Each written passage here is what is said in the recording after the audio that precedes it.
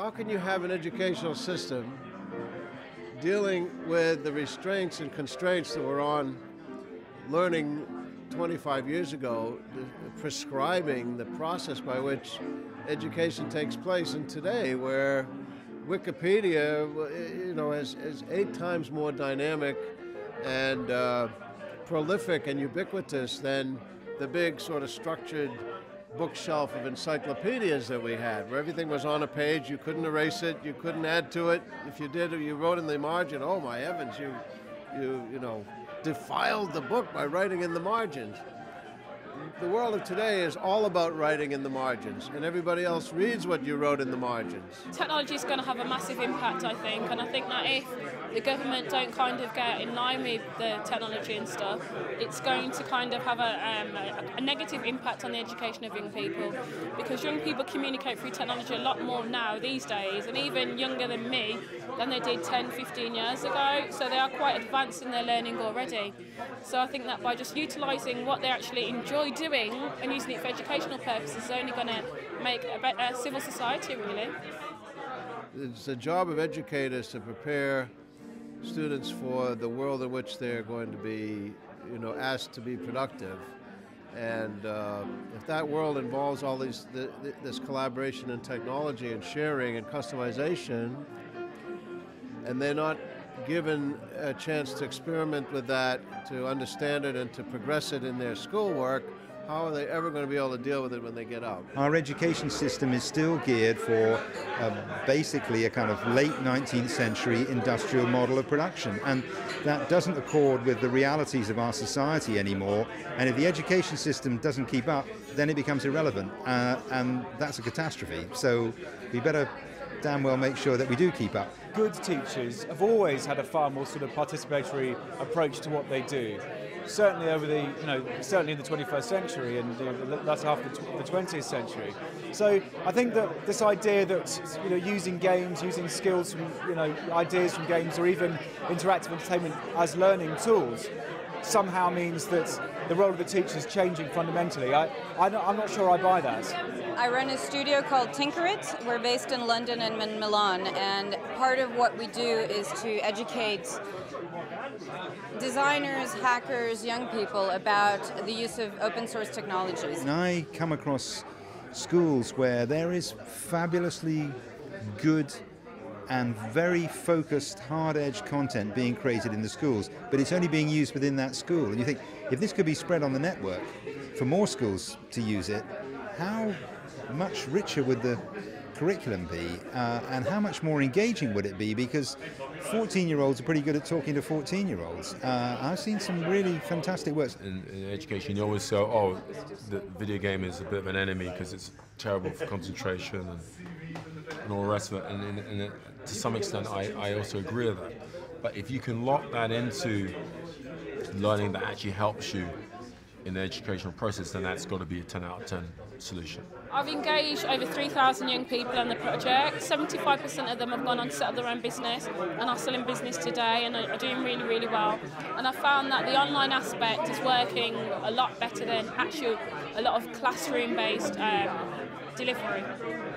This was the subject of our conference the last 2 days. In many ways, it used the term game-based learning, but games, in a way, is a symbol of the contemporary lifestyle of youth and the challenges they face when they deal with the new media and game development, game design, the folklore that they talk about in their spare time and share constructive solutions with. And the industry needs to react to the needs of the ultimate consumers, and the ultimate consumers are these kids. We're now surrounded by devices that have a little bit of intelligence, or mobile phones or laptops, and we're trying to break the model that those technologies only exist in those devices. Those technologies can exist everywhere, and in an open source way. I think technology, gaming and online learning will have a massive impact in engaging disadvantaged and disaffected young people. You'd ask them if they read books, the answer would be no. If they participate in computer games or social networking, they spend 6, 7, 8 hours a day doing that. So why not harness something that they enjoy, have an interest in, and use it for educational purposes? I remember a Bechter mantra from about, 10 or 15 years ago, which was moving the teacher from being the deliverer of learning to the manager of learning. And there's an element in which that's going to be true, where the teacher is supporting the student in discovering the way the world works. And I think that is a hugely important and exciting shift. The interesting thing about open source software, if you take that as a model, is that businesses have grown out of providing services around open source. So Red Hat is a massive business in the US that provides services around open source. And I think with time, certainly there will definitely be specialists in open source hardware who will then provide services. In the UK, we've seen, and I've seen a lot of young professionals quit their jobs doing digital media or web design and actually go into this field and become the specialists for projects. If we're talking about how technology affects, it's like breathing now, isn't it? So I think the more you embrace it in the process, the better. People who don't yet have children in education, who are gamers, when they age, then for them it can be perfectly natural to see these tools and platforms used in schools.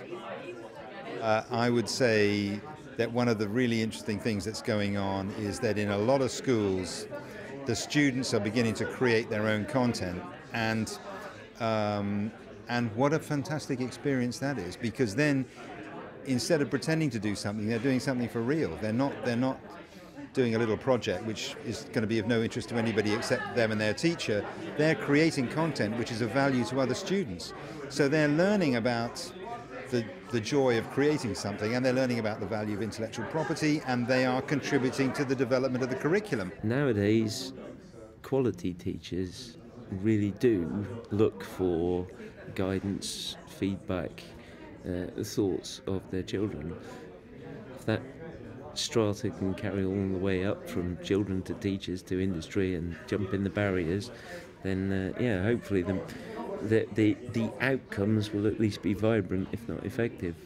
The way in which we're going to organise teaching for young people in schools is going to change very radically. It's going to become much more customised.